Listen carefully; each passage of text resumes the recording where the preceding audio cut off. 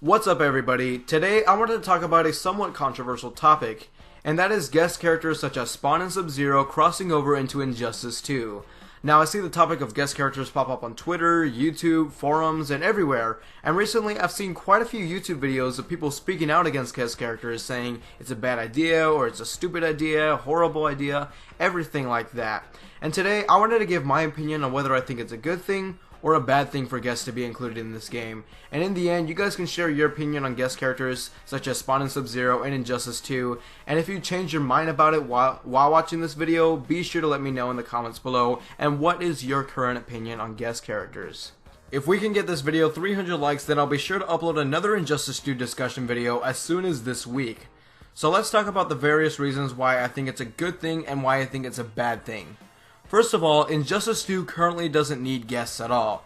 You can clearly see that the guys at NetherRealm and DC are doing extremely well with getting the fans' attention with the DC characters they have shown so far, and obviously that is without guests. The DC universe is so popular right now, and a big part of that is because of the movies, so they are completely fine with putting out a game that's strictly DC characters. In fact, there are too many great characters they can put into the game that I'm sure many hardcore DC fans would like to see, considering how big DC is. But let's talk about the positive things about this. Sure, DC doesn't need them, but NetherRealm does. It's proven fact that the guest characters in the past NetherRealm games have sold the most, and I've got to say, they actually have put great effort into putting these guest characters in the game.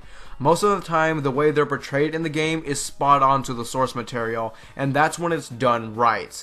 The only times NetherRealm really didn't put their full effort into the guests were with Jason and Alien. Jason just felt really bland, and if you're a Friday the 13th fan such as myself, you would know there could have been so much more done to his character, and Alien just felt so forced, and I can go on about it, but this is an Injustice video, so I'll just leave it at that. Another thing to mention is that guest characters could potentially steal the slot of a highly requested DC character. And this is a common complaint that I see, and you know what? It's actually kind of valid because this is proven to happen with NetherRealm numerous times. In Mortal Kombat X, there were a ton of people crying for Fujin, and Combat Pack 1 didn't allow that to happen, and neither did Combat Pack 2, mainly due to the guest characters.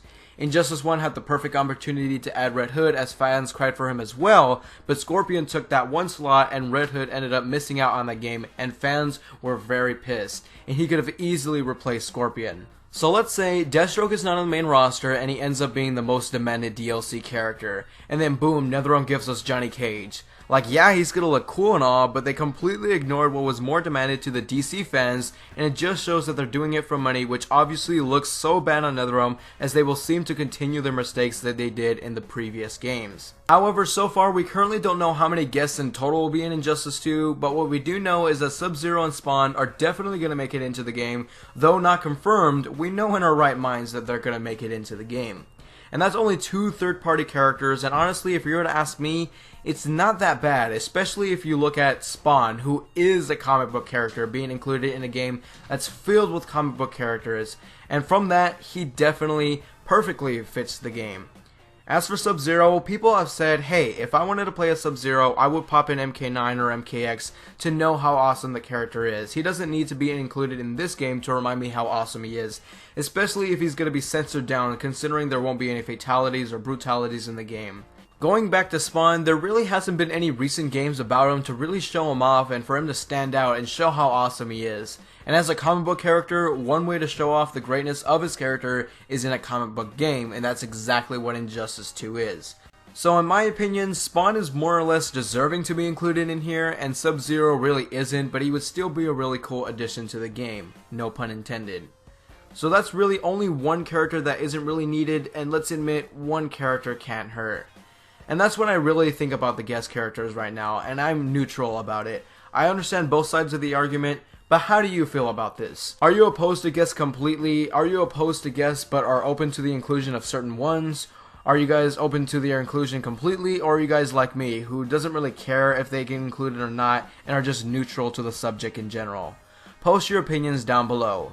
That's gonna wrap it up for today. Make sure to follow me on Twitter and stay tuned for more Injustice 2 content. My name is Brusball Productions, and I'm out for now.